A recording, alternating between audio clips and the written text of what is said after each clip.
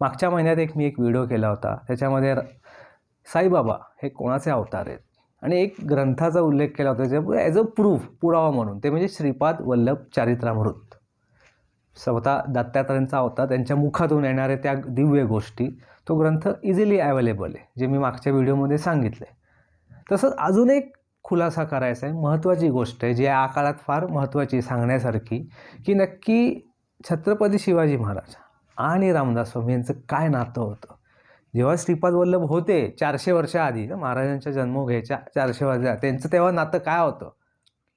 शिवाजी महाराज आणि त्यांनी उल्लेख केला आहे, शिवाजी महाराज आणि रामदास स्वामी नक्की काय रेफरन्स आहे हे मी एक थोडक्यात सांगतो, सिच्युएशन सांगतो.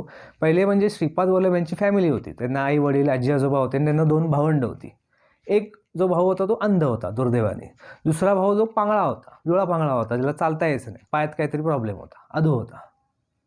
श्रीपाद वल्लभ वयाच्या 16 वर्षी आईवडिलांना सांगतात की आता मी संन्यास घेणार आहे. तर ऑब्व्हियसली आईवडिलांना खूप दुःख होतं. ते प्रभूंना थांबवतात की तुझं आधी लग्न झालं पाहिजे, मुलं झाली पाहिजेत, मग तू संन्यास घे, आत्ता का घेतोस वगैरे वगैरे. पण श्रीपाद भाऊ त्यांना कन्व्हिन्स करतात. पण आई, माता, प्रभूंची माता एक लॉजिकल प्रश्न त्यांना विचारते की तू बघ, तू जाशील बाबा, तू दत्तात्रयांचा अवतार आहेस, तू संन्यास घेशील, तुझं कार्य अवतार कार्य करशील, पण तू कुटुंबातले तुझे 2 भावंड बघ, एक लुळा आहे, एक अंध आहे, ते काय करणार जन्मभर. परत आम्ही जेव्हा म्हातारे होते तेव्हा ते आमची काय सेवा करणार. आत्ताच ते काय करू शकत नाही, त्यांची तर काळजी असली पाहिजे. त्यांची काळजी म्हणून तरी तू थांब, त्यांना त्यांच्या पायावर उभं कर आणि मग तू जा. तर मातेचा हा लॉजिकल प्रश्न आहे. प्रभू स्मितहास्य करतात आणि म्हणतात मातेला की तुझा हा प्रश्न अगदी बरोबर आहे, तू काही काळजी करू नकोस, मी सगळा प्रॉब्लेम सॉल्व करतो आणि जातो. श्रीपाद प्रभू कृपादृष्टीने आपल्या 2 भावंडांकडे पाहतात, त्यांना एक दिव्य स्पर्श करतात. स्पर्श करत्या क्षणी जो अंध असतो त्याला दिसायला लागतं आणि ज्याला हात पाय लुळा आहे तो अचानक चालायला लागतो. हे असं घडतं, हा चमत्कार घडतो आणि आईवडिलांना भयंकर आनंद होतो, आश्चर्य वाटतं. त्यांना म्हणजे कळतं की आपला मुलगा खरंच दत्तात्रयांचा अवतार आहे, काय शक्ती आहे. जो अंध होता त्याला दृष्टी आली आणि प्रभू आशीर्वाद घेतात आईवडिलांचे आणि श्रीपाद प्रभू निघतात. तेवढंच ते सांगतात मातेला, हे बघ माते, हे 2 जी भावंड आहेत ही साधीसुधी नाहीत, ह्यांना फक्त दृष्टी आणि आपल्या एकाला चालता येतं असं नाही, हे आत्ता ज्ञानवंत झालेत, हे आत्ता या क्षणाला विद्वान झालेत. आपली जी वेद परंपरा आहे ते वेदाचं ज्ञान देतील आणि पुढच्या काही जन्मातसुद्धा हे 2 एकत्र जोडी जन्माला येईल. त्यातलं एक उल्लेख सांगतोय मी, ह्याच्यातलं पान आहे 254 पान आणि 255, हेच श्रीपाद वल्लभ चरित्रामृतमधलं.